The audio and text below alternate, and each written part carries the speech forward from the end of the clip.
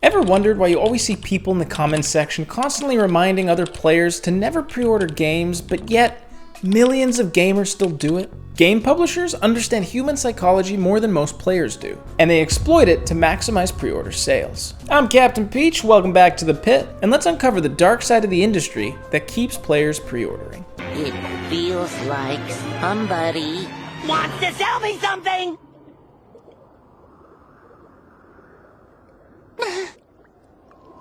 Pre-order now. In the early days of video games, pre-orders made a ton of sense. Back in the 80s, 90s, and early 2000s, games were sold exclusively on physical media like cartridges and discs. Now, because companies would actually have to produce that physical media, they would need to make an educated guess on how many copies they would actually sell. That way, they wouldn't be spending a ton extra on copies that would just be sitting in a warehouse somewhere. They would create sales forecasts based on general player interest and the success of their marketing, and attempt to have those forecasts be as closely aligned to reality as possible so they wouldn't spend any more money than they needed to. Because of this, if a game sold better than a publisher expected, naturally, copies of the game would eventually run out of stock, meaning players would have to wait until a new shipment comes in before they could purchase and play it. Pre-ordering would guarantee players a copy. One of the first high-profile campaigns for pre-ordering was Legend of Zelda: Ocarina of Time for the N64 back in 1998. Nintendo expected a high demand, so retailers pushed for players to pre-order ahead of time. And in order to drive sales, Nintendo offered a gold cartridge instead of the standard gray, exclusively for people that pre-ordered the game. And this is one of the first instances of a pre-order bonus, which I'll get to a little later.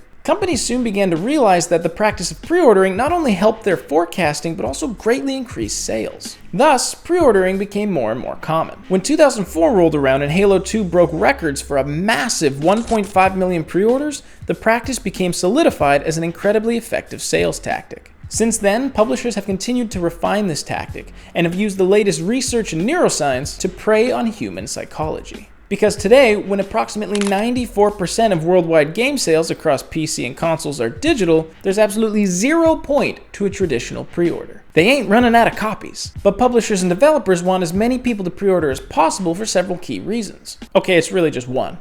Dough, bread, lettuce, clams, cheddar. Sorry, that was my grocery list. Money, it's money. They want to be able to secure as much money up front as possible in case people don't like the game, if the publisher knows it's broken or unfinished, or if they know it's not going to review well. If they already have your money, whatever happens after that doesn't really matter that much, at least in the short term. And if they have enough pre-orders, they can also cover a significant portion of their development costs, so that way if the game performs terribly after release, they don't have nearly as large of a loss. More people pre-ordering also means a bigger launch itself, which means more press and word of mouth going around that if the game is good, will increase sales even more. Any blockbuster AAA game costs tens of millions of dollars to hundreds of millions of dollars to create. So publishers want to mitigate their risk as much as humanly possible, and set themselves up for as much revenue as they can, or if things go terribly, as little loss as they can. And this is where the psychology aspect comes in. Because there's no physical reason to pre-order anymore, publishers use everything at their disposal to push players to spend their money before they realize that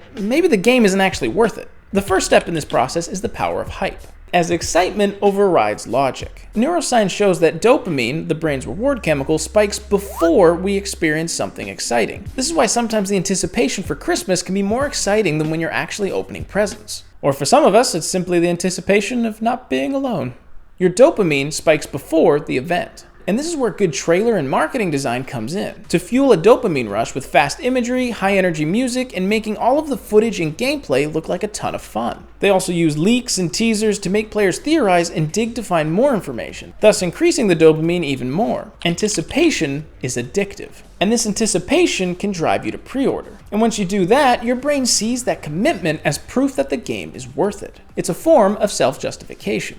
The more we invest in something, whether that's money, time, or even hype, the harder it is to admit we made a wrong choice. This is known as the sunk cost fallacy. And the more you invest into a game before you even play it, the likelier you are to ignore any issues or bad company practices. The next process that gets used is the fear of missing out, creating a sense of urgency in the consumer. And because they don't really have any limited stock on games, publishers create false scarcity and fake exclusivity. This can be done through pre-order bonuses like limited time skins, DLC, or beta access, which makes us feel like we're missing out or we're lesser than if we don't spend money now. An example of this is Call of Duty always offers early beta access for pre-orders, and many other franchises will even offer a few days early access to the game itself. This creates a sense of status, exclusivity if you will. I get to play this game earlier than the common player. On top of that is the bandwagon effect, where when all of our favorite influencers, gaming communities, and even friends are a part of something, there's an increased social pressure to join so you don't get left behind. This puts people in a much stronger position to commit to buying before they even see the full game. If all of my friends are talking about the super fun closed Call of Duty beta they're all playing right now, I'm going to be much more likely to spend my money so I can join in on the fun and excitement. And directly tied to the fear of missing out is our natural loss aversion, the fear of losing something. People have a much stronger emotion towards the prospect of losing something than gaining something, and even minor incentives like some basic weapon skins or a digital art book feed into this loss aversion. They're free items being handed out, and if we miss the pre-order window, we might never get the chance to have them. We desperately want to avoid losing out on anything. I know many times when I'm thinking of buying a game, the prospect of getting some free in-game items with it that I wouldn't normally get can sometimes be just enough to push me towards making a purchase. Some great examples of this include fighting games like Mortal Kombat, that often puts a specific character as a pre-order bonus, or some of the older Call of Duties would make the pre-order bonus a fan favorite map. Whoa, wait a minute, I don't want to lose out on the free Nuketown map, especially if my friends will be playing it. I might as well pre-order now. You can see another fantastic example of this in the newest Assassin's Creed, which has been faced with a ton of controversy and online hate that no doubt has affected their pre-order numbers. Now, nearly a year after pre-orders initially opened, they have added an additional pre-order bonus in the form of a full expansion that was previously going to be a paid DLC,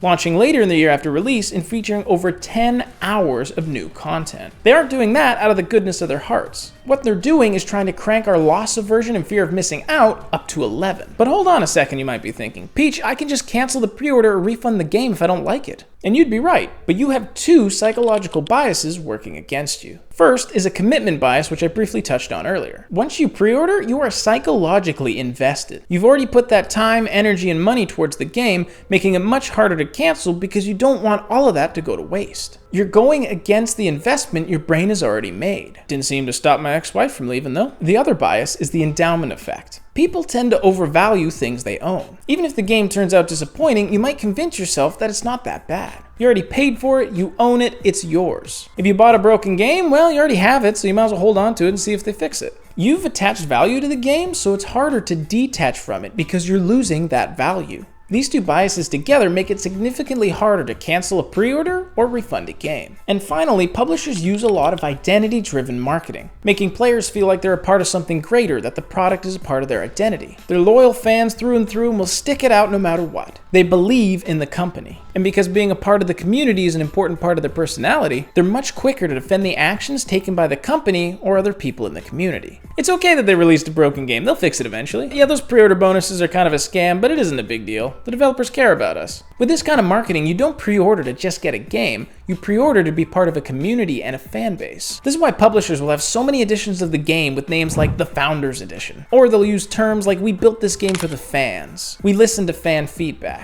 And those things can definitely be true, but sometimes they're also there just to sell the game and convince potential customers that they won't regret buying ahead of time. And that's really what all the culture and science of pre-ordering comes down to. They want you to spend your money on something you might not even want. So if you want to stop falling for any kind of pre-order manipulation, here are a few things to keep in mind. First, try to separate hype from reality. Have you seen any real or unedited gameplay from the developers or content creators? Have you tried the lasagna? If it's a multiplayer game, have you tried an open or closed beta? Because the odds are the game you're going to be playing is just going to be that, but with an extra month or two of development time, which really won't change that much. Second, wait for reviews. It's not going to kill you to wait a day or two, and then you can learn if it's actually worth your time and money. With this, you can also see if they have a review embargo in place. If reviews aren't allowed until after the game releases, the odds are they're hiding something. Third, resist the fear of missing out. Most pre-order bonuses really aren't worth it in the long run and are really just there to secure your money. Do you honestly think people still care if they got the Knight's Endurance pack for pre-ordering the Order 1886? I don't think so. Plus, half the time these publishers give these things out for free later anyway.